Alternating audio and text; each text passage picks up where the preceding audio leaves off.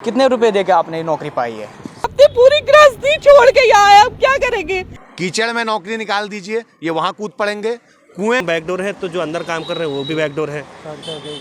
क्या आपने देने वाले को दंडित किया?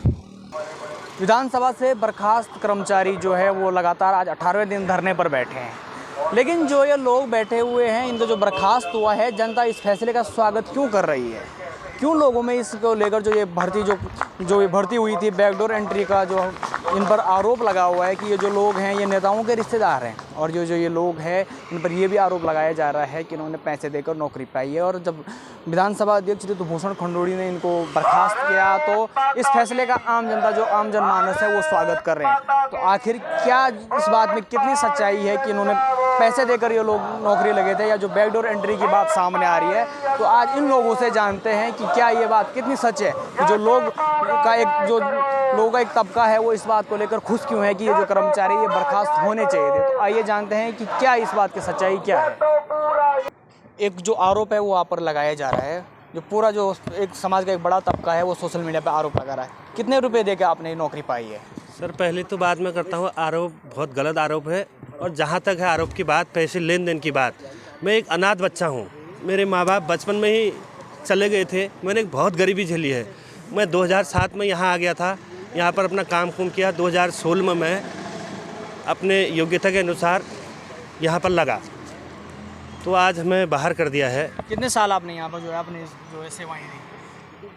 हमने 8 साल दी। 8 साल। 1 साल उपनल से दी, उसके बाद तदर्थ में जी 8 साल सेवा दी हमने अपनी। 8 साल सेवा दी। और अब जो कहा जा रहा है कि आप बैकडोर एंट्री है, उसको लेकर क्या कहेंगे आप? सर बैकडोर तो हम अपने को मानते हैं नहीं, क्योंकि जो प्रक्रिया 2000 से चली आ रही थी वही प्रक्रिया अभी भी थी 2000 से 22 तक।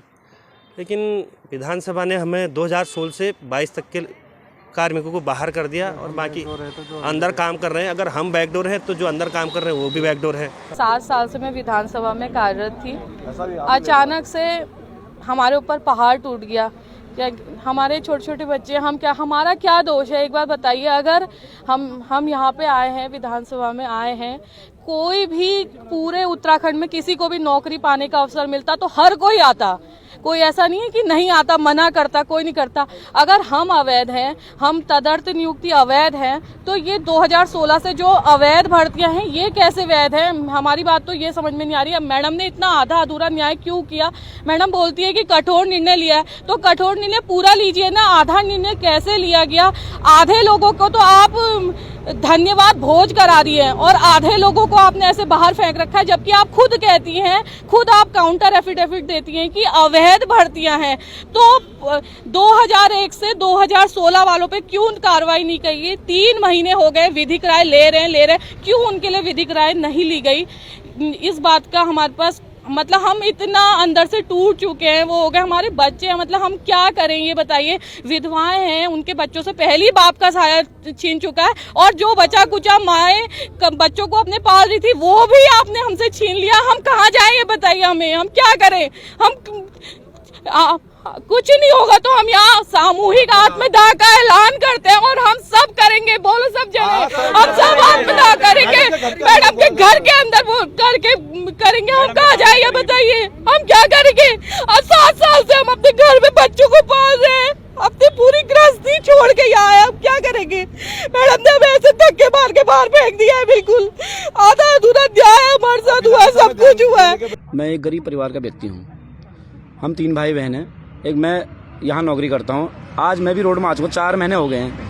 मेरे घर की इनकम सिर्फ अब शायद लगभग, मैं जहाँ तक मुझे याद है 10 से 12 हज़ार रुपये होगी।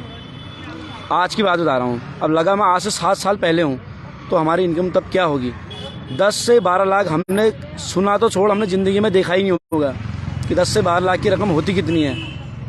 तो ये देने वाली बात, बाहर का आदमी कुछ कह रहा है, उसका तो मुँह है, हम किसका मुँह तो रोक ही नहीं सकते, क्योंकि कुछ भी कह सकता है, क्योंकि उसे ऐसा लग रहा है कि बस बिना पेपर के दिए, बिना पेपर के भरते हुए बैकडोर एंट्री है। ये विधानसभा के अंदर बैकडोर एंट्री है कहाँ पर?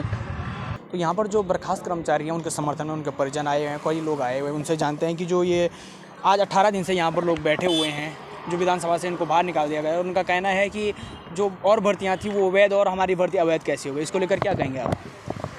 देखिए, मेरा ये मानना है कि विधानसभा में 2000 में राज्य गठन के पश्चात जितनी भी भर्तियां हुई हैं उसका पैटर्न एक तरीके का है, कहीं कोई चेंज कुछ नहीं किया गया। और केवल 16 और 22 वाले कर्मचारियों के लिए अलग मानक और पूर्व के लिए अलग मानक, ये उचित नहीं है। हम किसी को हटाने के पक्षधर नहीं है, हम ये नहीं कह रहे हैं कि जो अंदर हैं उनको बाहर कर दो और बाहर वालों को अंदर कर दो।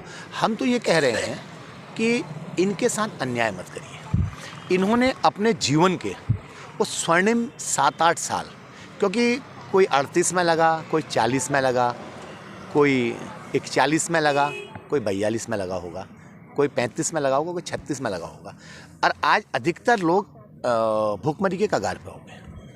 किसी ने क्योंकि नौकरी लगती है तो कोई गाड़ी के लिए फाइनेंस करा लेता है, कोई मकान के लिए कर लेता है, कोई कुछ कर लेता है, कोई कुछ कर लेता है। आज बहुत बुरी स्थिति है, इसका एक रास्ता निकाला जाना चाहिए था। अगर नया, हम उस पारदर्शी प्रक्रिया के समर्थक हैं, अगर कोई नई प्रक्रिया रखी जानी है तो उसका हम समर्थक हैं, लेकिन पूर्व को हटाकर वो प्रक्रिया बना ली जाए, या तो फिर सभी के लिए नियम एक से हों, और या इनके लिए अलग नियम और कुछों के लिए अलग नियम, ये नहीं। दूसरा जो सबसे महत्वपूर्ण विषय है, इस राज्य में मैंने पूर्व में भी कहा था, कीचड़ में नौकरी निकाल दीजिए, ये वहाँ कूद पड़ेंगे, कुएं में निकाल दीजिए, वहाँ कूद जाएंगे, तालाब में निकाल दीजिए, वहाँ, ये सब जगह कूदने को तैयार है यहाँ का उत्तराखंड का युवा, क्योंकि नौकरियाँ हैं ही नहीं।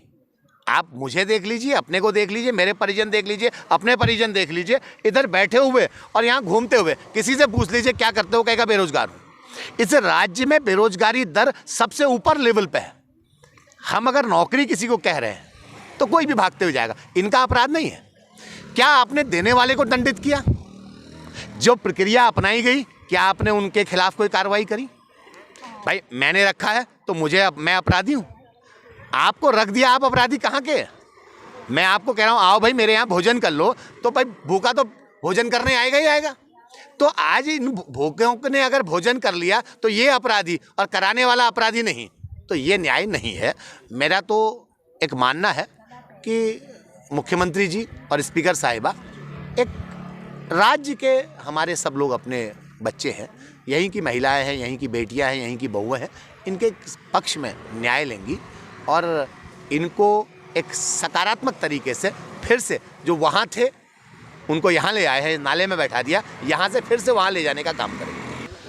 तो यहाँ पर जो बर्खास्त कर्मचारी थे 18 दिन से यहाँ पर बैठे हुए थे, आज हमने इनसे बातचीत की और जो इन पे आरोप लगाए जा रहे थे तो ये सब लोग जो है उन आरोपों को खारिज कर रहे हैं। यहाँ पर जो प्रदर्शन कर रहे हैं, इनका कहना है कि आप लोगों को जो है वो मौके नहीं मिले, वरना आप लोग भी जो है वो इस नौकरी के लिए कभी मना नहीं करते। और जो पैसों की बात है तो लोगों का कहना है कि अगर इतने पैसे हमारे पास होते तो हमें नौकरी करने की क्या आवश्यकता थी। तो इस मामले में आगे जो भी अपडेट होगा, हालांकि ये मामला जो है वो माफ़ी चाहूँगा नैनीताल हाई कोर्ट में चल रहा है और इसमें जो भी अपडेट होगा हम आप तक पहुँचाते रहेंगे। आप देखते रहिए न्यूज़ स्टूडियो उत्तराखंड।